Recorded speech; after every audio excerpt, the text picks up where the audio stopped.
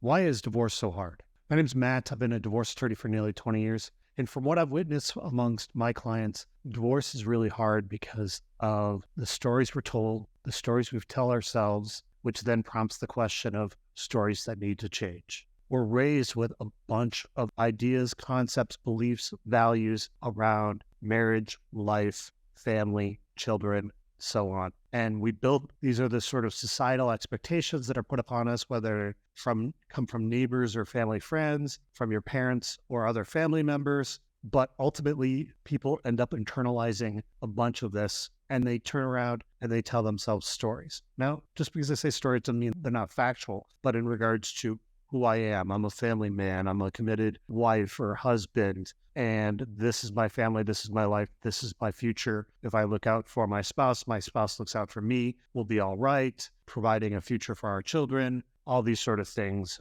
that end up being part of the ethos that people live with. And then divorce comes about, whether you're the one that wants to initiate divorce or your spouse does, it forces you to reorganize all those thoughts. These are the stories that need to change, where you need to re-examine what goes into this, whether that's kind of drawing on the social science around what's best for your children if you're no longer married to their other parent, or the just who you are in regards to some of your self-identity, or your relationship with your family, friends, where you're going with your life, what you're happy with, what you want to make for this post-divorce life. These are the stories that need to change. And all of that's a lot of heavy work. And yeah, I oftentimes say that sometimes divorce comes at the worst time, not from the standpoint of what else is going on in your life, but like to have to deal with the changes and implement them and deal with the disputes over the house and retirement and the future of the children and these other things, when in some ways a period of separation would be really advantageous, whether it's 6 months or 2 years or something.